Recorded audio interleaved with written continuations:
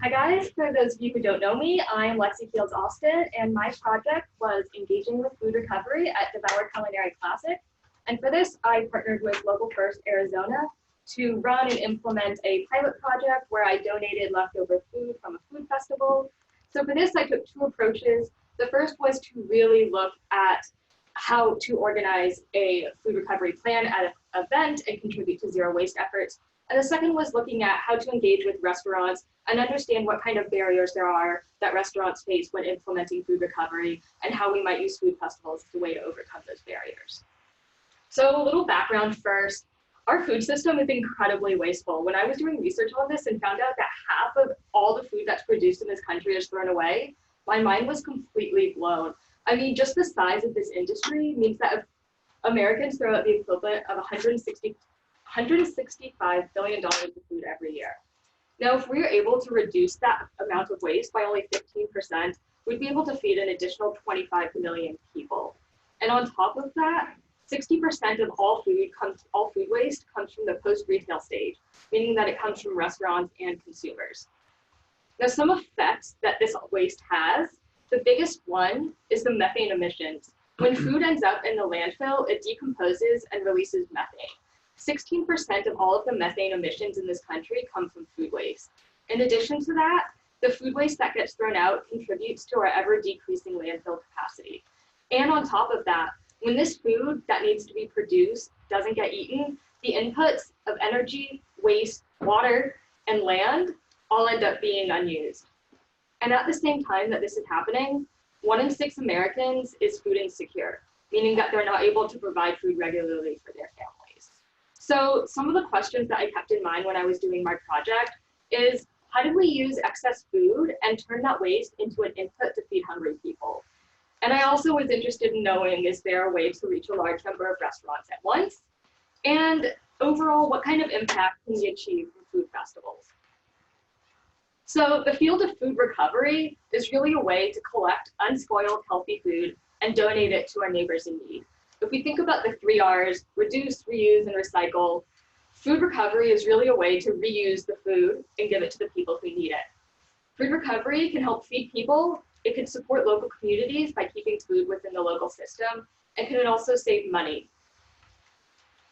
So for my project, I was really interested in understanding how we create food change at food festivals. And I was able to work at a weekend-long food and wine festival, Devour Culinary Classic. And Devour in the past has had a few zero waste efforts that they've implemented in the past, which consisted of composting and recycling. In 2017, they achieved a 47% waste diversion rate, and in 2018, they had a 43% waste diversion rate. So I joined them for the 2019 event to implement food recovery in addition to the composting and recycling that they'd already implemented. So I was involved from start to finish. I completely led the food recovery efforts of this project. And one thing that I learned when I was speaking with subject matter experts is to plan for the unexpected. I drafted a few different plans of what would happen. I recruited 10 volunteers. I had everything planned out, and stuff came up. So some of the things that we encountered were restaurants canceling, because that was the weekend of the massive snowstorm up in northern Arizona. But the weather was really nice here, and so we had lots of bees come out at the Desert Botanical Gardens that really loved the fresh food that the restaurants were serving. We didn't get the dedicated supply chart that we'd hoped, because at the end of the event, we had to hand carry every single bit of leftover food. And I had a volunteer here who had to help me with that. And we also had some volunteers drop out at the last minute, which reduced the amount of food that we were able to carry. But overall, one thing that I learned was the importance of communication and partnership for this event. So I was able to partner directly with Local First, but there were other partners involved in this. So the Desert Botanical Gardens and the Arizona Business Committee for the Arts all co-hosted this event. And in order to find a suitable donation partner, I contacted the Arizona Jews for Justice, who are a pluralistic Jewish group that provide a forum for Jews in Arizona to foster social justice within the state. So with them, one of their current projects is housing refugees who are seeking asylum that have recently been released from ICE custody. So with Arizona Jews for Justice, we took all the leftover food that we donated and were able to give it to refugees in the area. In addition to that, I engaged directly with over 70 restaurants over the course of 2 days. And they were one of the most valuable partners because they were the ones who actually donated their food completely voluntarily to give to these refugees. So some of the outcomes of my project, over the course of the weekend, we collected 500 pounds of food from 24 restaurants that we were able to donate to Arizona Jews for Justice. The Devour ended up with a 45% waste diversion rate, which was 2% higher than the year before, and the food recovery accounted for 7% of that portion, so a pretty decent portion. That waste that we diverted was equivalent to 431 pounds of carbon, or 9 days of an American household's annual food consumption. In addition to that, the food that we donated fed 100 people for about 6 meals. And because of that, Arizona Jews for Justice didn't have to spend money on food, saving them $5,000 in food costs that they were then able to put towards other projects or to supply other items for the refugees, including clothing. So I have some pictures of the work that we did and my amazing team of volunteers that came out to help me really make this project happen. So looking at this from a zero waste events perspective, Local First Arizona treated this as a pilot project, and they wanted to see if this would be able to be implemented at future events that they run. And so what I delivered to them, or will be delivering to them, was an overall impact, which was kind of what I discussed here, talking about what the problem was and what we were able to achieve. I gave them a work breakdown structure to give them the capacity to do this event if I'm not there in the future to run it. And I also gave them a list of recommendations. Because this was a pilot and because this was a trial run, there were a lot of things that I realized we can do better in the future. And I broke those recommendations down into 5 categories. Some of them were organization and logistics, marketing, communication, financial, and sustainability. And I think the biggest one to point out is the sustainability aspect of it. So this project wasn't really a zero waste project because I had to buy disposable trays to collect the food in. And I think that if Local First Arizona wants to continue this in the future, they should invest in reusable dishes and lids and really help make this project zero waste.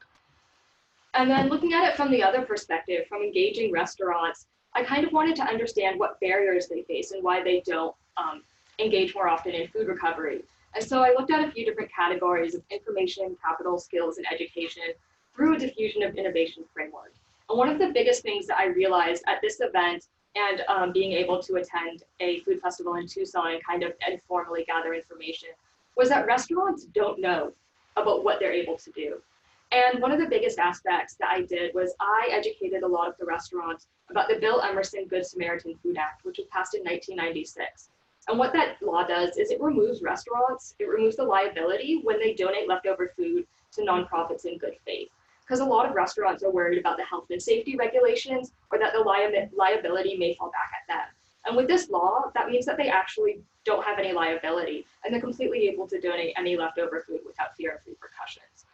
A few of the other barriers that I noticed were restaurants believing that places only want to take non-perishable foods. And while that may be true of food pantries, soup kitchens and shelters prepare food fresh every day, and they're interested in the prepared food that might be left over from restaurants. And in addition to that, the restaurants just simply don't know of what's available to them. And Waste Not is a local organization that works in the food recovery sphere. And being able to connect restaurants with Waste Not might be a way to easily help them start moving in the direction of food recovery. And so I think that there's a lot of room for improvement in this sphere. I think that this is still really emerging. And one thing that can be done is scaling up food recovery at zero waste events, partnering with Local First, the Desert Botanical Gardens, or the Arizona Business Council for the Arts are all potential partners to implement at future events. And I think from a more research side, we can really understand more about what barriers these restaurants are facing and collect more comprehensive data and use that as a baseline to understand how we can overcome these barriers.